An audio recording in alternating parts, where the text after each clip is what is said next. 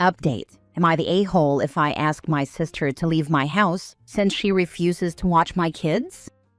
Original post. A little background story. I, 27 female, married my husband, 32 male. We have 2 kids, 11 female and 2 male. 2 years ago, I asked my little sister, who was 20 at the time and will turn 22 in a month, to come live with us and help out with the kids as I needed.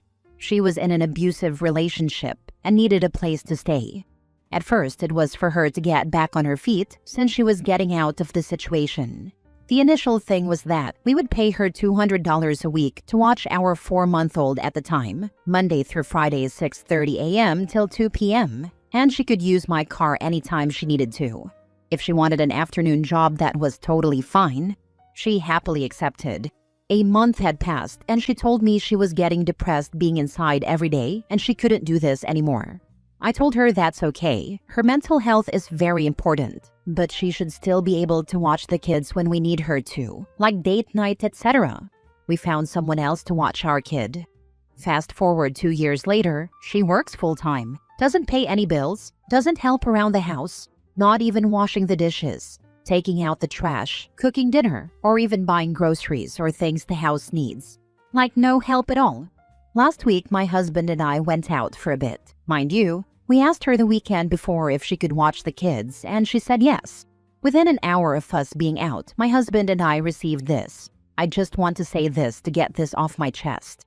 This isn't an attack and this isn't me being ungrateful. I just want you guys to try to consider my point of view.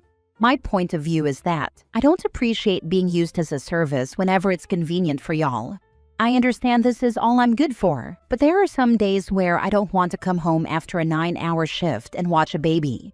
I didn't decide to have children, you guys did. And the only person who ever appreciates me for it and only thanks me for it is brother-in-law.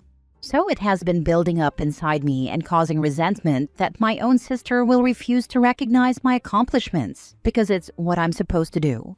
I appreciate staying here rent-free and I've appreciated the opportunity given to me, but I don't feel like I should dedicate my life to you guys. It's like now I'm being asked to watch the kids like it's already a given, and that it's not something I can ever say no to, because when I do say no, I'm treated like Voldemort. It feels like an obligation when it should feel like a choice. I felt like the time frame should have been more discussed because I was under the impression I was watching him till 6:30, not 9:30. Thank you for taking the time to read this. Again, I'm not attacking. I just want to ask for more clarity. At this point, that is all she's good for, watching the kids for us for a few hours once or twice a week. And the accomplishment she's referring to is getting her high school diploma at the age of 21, because she dropped out of school a few months before graduating. She still uses my car when needed to go to her boyfriend's house or work. At this point, I am fed up and just can't take it anymore. My husband tells me she is my sister and I need to handle it, and he is tired of taking care of a grown adult. So would I be the a-hole if I ask her to leave my house since she refuses to watch the kids when needed? I know that is long, but feel free to ask any questions. Now for the top comments before reading the update. Not the a-hole. Tell her, it sounds like this arrangement is no longer working for everyone involved, and it's time for you to find other housing. Living rent-free for 2 years while she works full-time means she should have some savings. If she doesn't, that's on her. Give her a written notice to vacate with the number of days required by state and/or local law, since she is considered a tenant. This is the direction I would go. See how much time you're required to give her as notice and ask her to move out by that date with written notification. Not the point, but you had your first child when you were 16 and your husband was 21? My daughter is not my husband's bio daughter. You had a teen pregnancy and 2 baby daddies, so maybe don't be so judgmental on your sis getting a GED at 21. GED or not, she was smart enough to figure out birth control. I am not being judgmental about her getting her GED at 21. I was stating the fact that was the accomplishment. And who do you think helped her figure out birth control so she wouldn't make the same mistake as me? Not the a-hole. She says it's a given she'll watch the kids, even though you hired a nanny so she wouldn't have to watch the kids. She has enjoyed your largesse for long enough. Just don't frame it as a punishment. Tell her you're glad you were there for her when she needed it, and after thinking about her text, you can't have her feeling used. You'd like to give her 2 months to find her own place, unless she'd like to leave immediately. Put it in writing and don't back down. Don't go back and forth over what was agreed and whether or not you're angry. She doesn't deserve your energy. She's an ungrateful ass who has started to not just take it for granted, but is trying to drive a wedge between you and your husband. No, this will not do, OP. She is a drain on your resources, both emotional and financial. Let her go somewhere she'll get all the appreciation she thinks she deserves. Now for the update. Thank you everyone for your input. That definitely helped me make the right decision for my family. Like many of you suggested, I sat her down, and I apologized for not showing any appreciation and for the fact that she felt used. I also pointed out that her watching the kids once or twice a week, it was never last minute, is her only way of contributing to the house. And of course, like many of you predicted, she started yelling that I am attacking her, and that the only reason I took her out of this situation was to benefit me and not her. I confirmed that the previous agreement was something I thought would benefit both of us, not just me. I told her since this new living arrangement is not working for anyone at this point, and since she doesn't want to watch the kids, she has 60 days to find better living arrangements. She stated she never said she didn't want to watch the kids, and I cut her off, stating that as her older sister, I don't want to ruin our relationship, so it's best for her to find another place to live. Because whether she feels appreciated or not, her mental health is very important, and it does matter. I even apologized for treating her as my own child, like taking care of her, taking her to all our family vacations for free. I really thought I was helping her, but now I realize I was hurting her. And now she has a great opportunity to grow and live the life she wants to.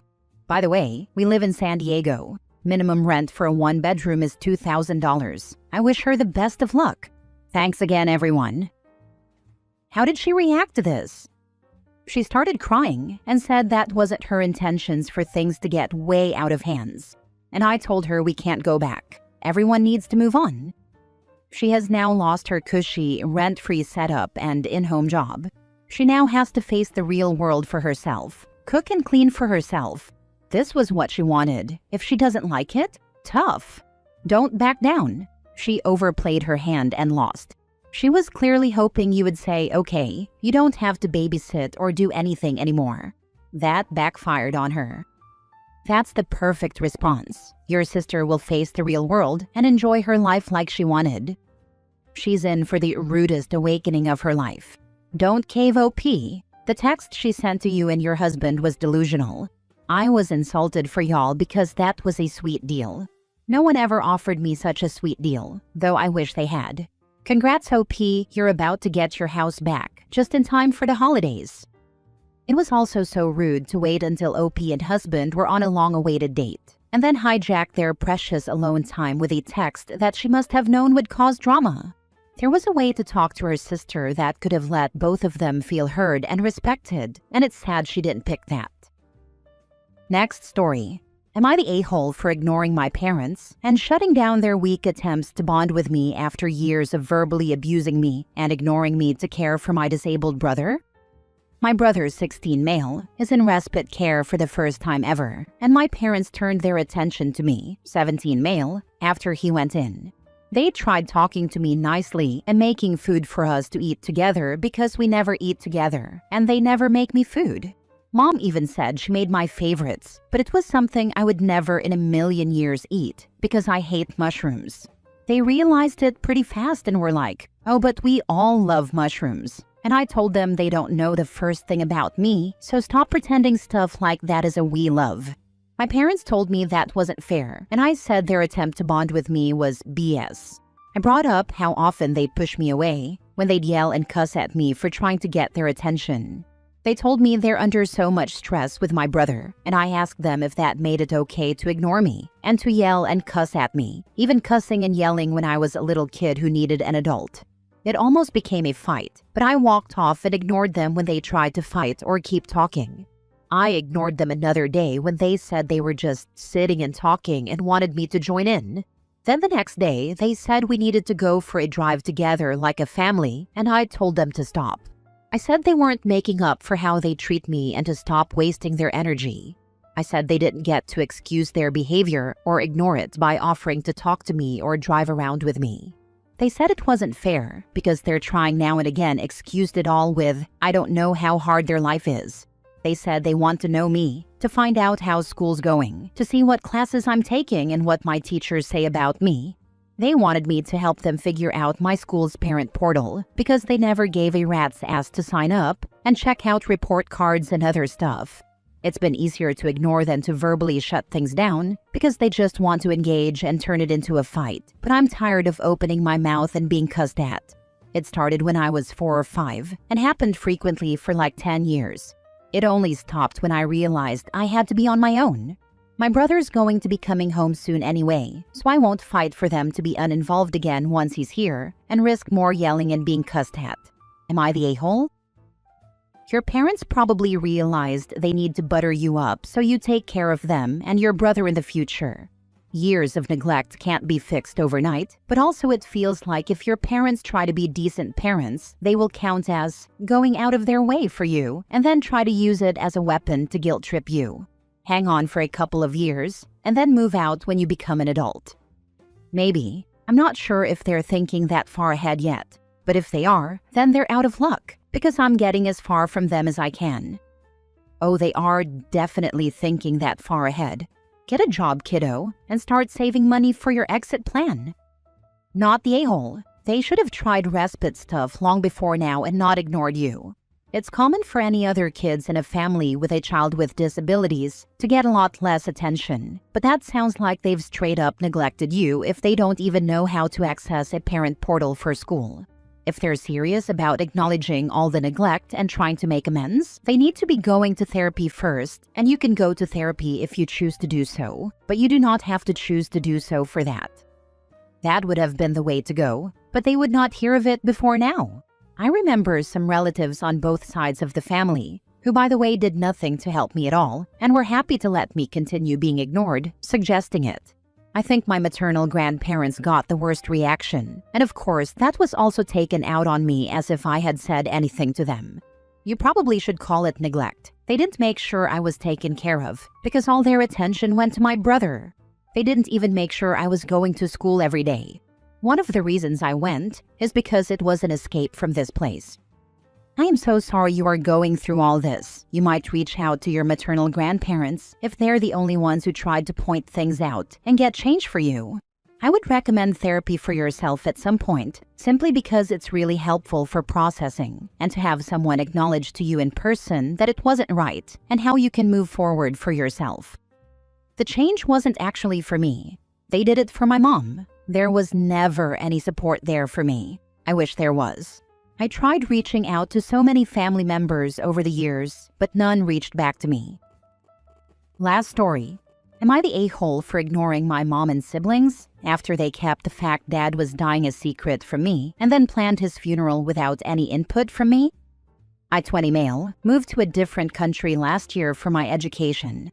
My dad was my biggest supporter in doing it, and he knew it was a dream of mine to see more of the world outside the US. And when the chance appeared, he was the very first person I told, and the person who pushed for me to do it. I stayed in contact regularly with him, Mom, and my siblings, 25, 23, and 18. 3 weeks ago, I got the call that Dad was dead. He'd had cancer and everyone knew but me. My mom and siblings said he hadn't wanted me to know because he hadn't wanted me to leave college and come home to be with him. But I never got to say goodbye. Things had been quieter lately, but I was busy and everyone at home said they were too. My cousin said Dad wanted to tell me before it was too late, but the rest of my family said no, and Dad was too sick to do it. My cousin said he wanted to tell me himself and was pressured not to by a bunch of relatives, including my mom and siblings. I was already furious with them, but then they went and planned everything without me, minus a few details Dad had planned himself. They still wanted me home, but they left me out of the funeral plans. And that's when I exploded and told them not to talk to me, and not to expect me home for the funeral because I didn't want to be around them. Instead, I did my own thing to remember Dad. And that freaking sucked because a part of me is angry at him too. And that hurts because I loved him so much, and he was my #1 supporter. My mom and siblings keep trying to talk to me, but I've ignored every call and text because I want to yell at them and tell them they're all freaking dead to me and they can never make up for this. And I can't figure out if it's grief talking or not, but I have never been this angry. And now I have 2 angry aunts coming for me for doing this to my mom when she lost her husband, and my siblings when they lost dad too. In my aunt's eyes, I'm punishing my mom and siblings for dad dying and making this all about me. Am I the a-hole? Not the a-hole. My mother did this very thing to me with my grandfather. He went into the hospital for pneumonia, which turned out to be lung cancer. I was told when he came home, he was told not to tell me it was cancer. He was coming home to hospice care. They had me call this man to tell him to get well and feel better while he was dying, and then called me once he had passed peacefully with the rest of our family surrounding him. This man begged for me to come home early, but all he was able to tell me was, "I won't be around forever, come see an old man." I told him I would be home in a few weeks for my college break. He passed a week later, and they only told me he had cancer and was on hospice after he had died. The excuse? My mom didn't want me driving home from college upset. "OP, I'm so sorry your opportunity to say goodbye was stolen from you." I know much of how that feels, and I sympathize deeply. I have never truly gotten over it, and it was 14 years ago. I'm so sorry that was done to you. That excuse already makes no sense, because you would not be more upset driving home to say goodbye than driving home for a funeral when you had no chance to say goodbye. And the thing is, nobody else would choose to be in our shoes. They would never want to be the one left out.